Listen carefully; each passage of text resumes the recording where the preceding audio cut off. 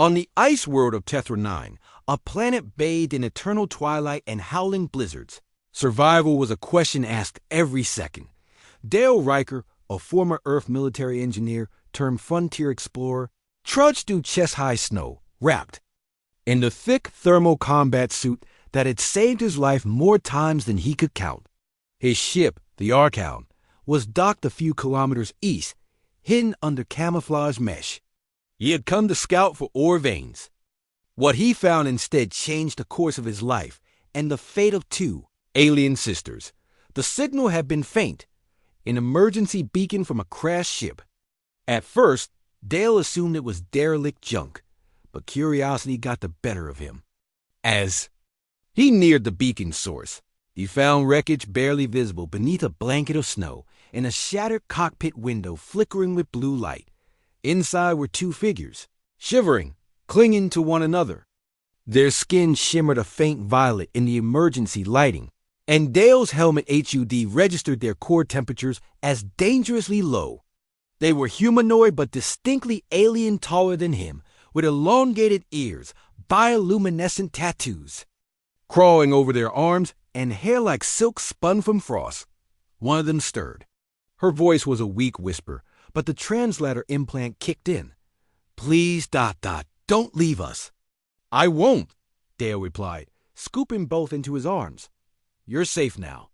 Back in the Archon, after hours of thermal treatment, nutrient injections, and awkward mistranslations, the sisters finally stirred.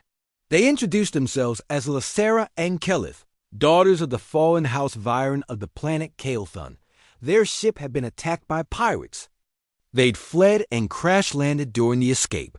"We owe you our lives," Lysera said, her deep, melodic voice tinged with gratitude and curiosity. She studied Dale like he was some rare, noble creature. Kelith, more impulsive, leaned closer. "You touched us.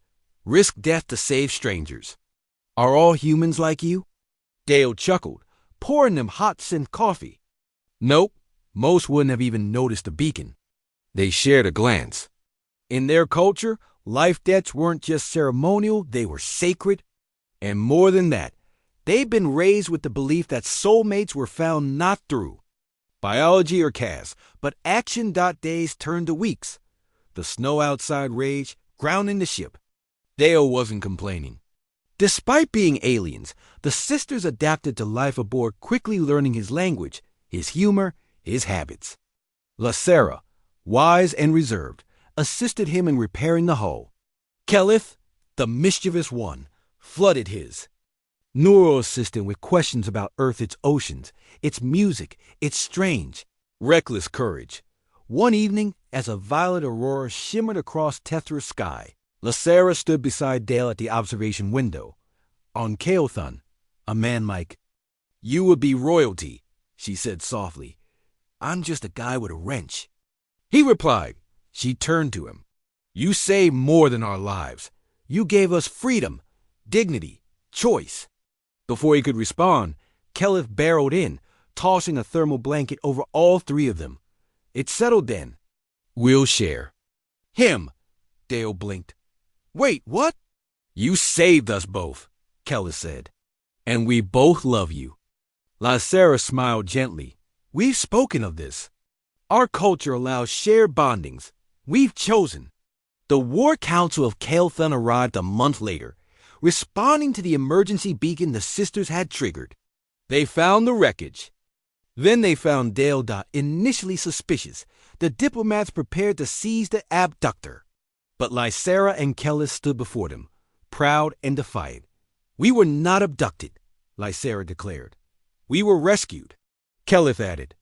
"And we've chosen him as our life mate, as is our right." The council was silent. Then one elder nodded. "So be it. Let the human be honored."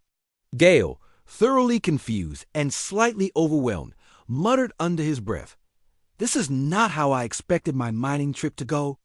Years later, stories spread across the stars of the human engineer who saved two alien nobles from certain death, won their hearts, and helped unite Earth's frontier with Kael'thun's ancient dynasty.